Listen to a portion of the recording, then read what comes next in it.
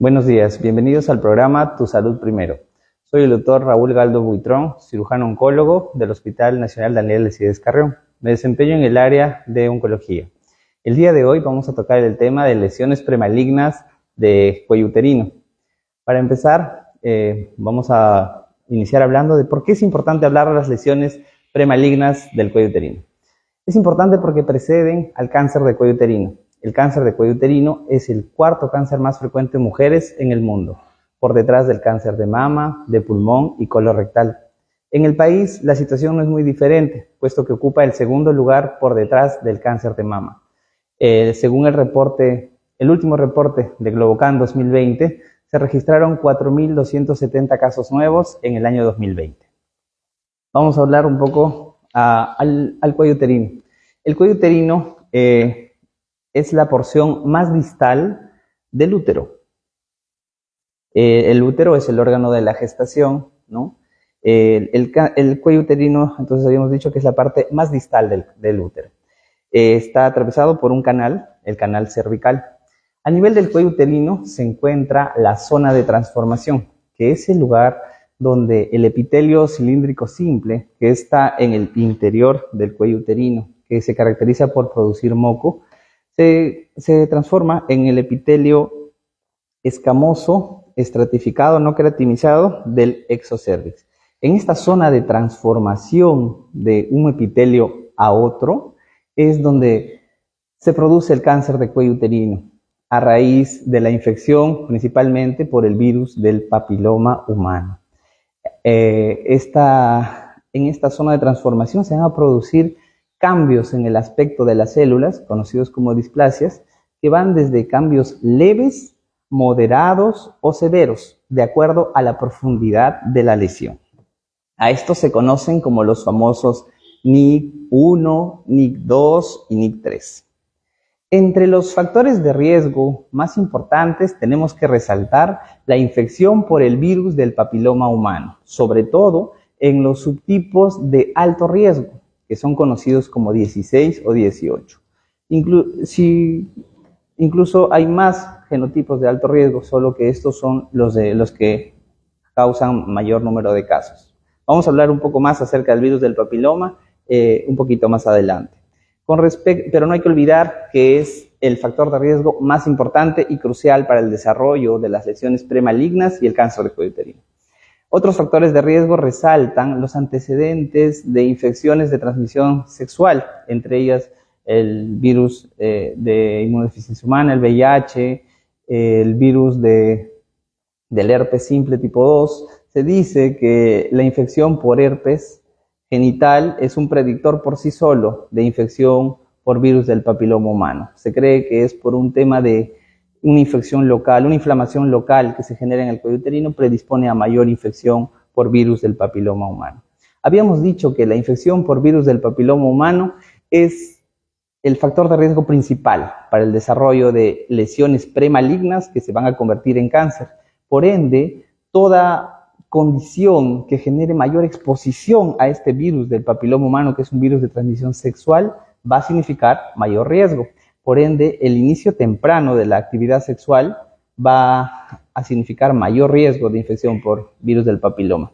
Asimismo, múltiples parejas sexuales o parejas de alto riesgo también van a significar mayor exposición al virus del papiloma humano y por ende mayor riesgo. Se dice, según algunos estudios, que cada pareja sexual aumenta 10 veces el riesgo de infección por virus del papiloma humano. Por otro lado, tenemos las situaciones que van a comprometer la inmunidad de los pacientes, entre ellas la infección por virus del VIH, condiciones que disminuyen la inmunidad como uso de corticoides, entre otros. También están relacionados al uso combinado de anticonceptivos orales con progestágenos y también la situación socioeconómica deficiente y la mala higiene personal. Esto va más en relación a tener acceso a la información, a los servicios de salud que nos permitan una detección temprana de las lesiones que puedan convertirse más adelante en cáncer, incluso la identificación del virus del papiloma humano. Por otro lado, el consumo de tabaco también está relacionado como factor de riesgo para el desarrollo de lesiones premalignas. Se dice que el cuello uterino que ha sido expuesto al alquitrán va a actuar en sinergia con la infección de virus del papiloma humano para tener mayor potencial carcinogénico, es decir, mayor potencial de generar daño en las células de aquella zona que les comenté, que está de la zona de transformación que les había comentado, y terminar en una lesión premaligna para posteriormente convertirse en un cáncer de cuello uterino. Entonces, mucho cuidado con el consumo de tabaco también, así como con los hábitos sexuales, ¿no? En relación, habíamos comentado bastante acerca de la infección por el virus del papiloma humano.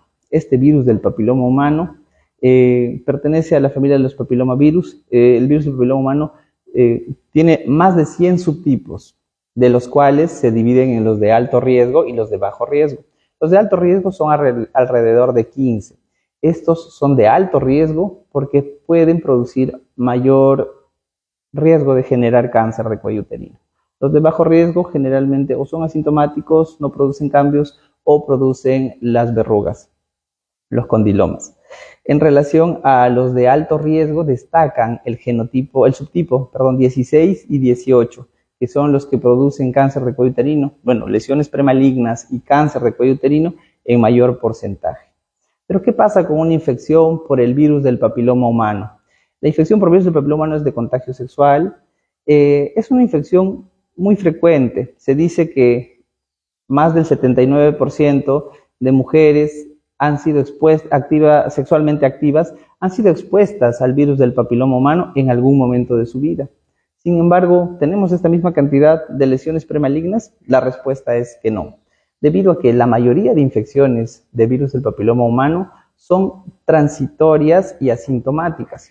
Transitorias generalmente van desde los 6 meses hasta los 2 años, la mayoría de ellas, y asintomáticas, no producen ningún síntoma. Cabe resaltar que si bien la mayoría de pacientes con infección de virus del papiloma humano se resuelve hacia los 2 años, existe un pequeño grupo de alrededor del 10% que no se resuelve. La infección pasa a una fase latente, subclínica, ¿no? En estos 2 años que había comentado, donde tiene la oportunidad de regresionar y negativizar las pruebas. Sin embargo, no en todas. En aquellas donde persiste, puede generarse mayor riesgo de causar una displasia. Hace un momento había comentado que la displasia era el cambio, ¿no? en el aspecto de las células, de la zona de transformación aquí, en el cuello uterino. Entonces, esta displasia, ¿no? va a significar una lesión premaligna que posteriormente puede terminar en un cáncer de cuello uterino. Entonces, eso con respecto al virus del papiloma humano. Asimismo, habíamos comentado que son asintomáticas. La gran mayoría no tiene síntoma alguno de la lesión premaligna. Sin embargo, un grupo pequeño puede tener síntomas como dolor pélvico crónico, flujo vaginal, entre otras. El hecho de ser asintomática hace que sea más importante las estrategias que nos van a ayudar a localizar estas pacientes con infección por virus del papiloma humano. Entre estas estrategias tenemos, entre estas técnicas para localizar las lesiones premalignas, tenemos al Papá Nicolau, cuya indicación va en mujeres sexualmente activas entre 21 y 30 años, una prueba cada 3 años. En mujeres entre 30 y 65 años, la recomendación nos dice que sería ideal hacerles pruebas de test moleculares para identificar al virus del papiloma humano. Y esto lo hacemos cada 5 años.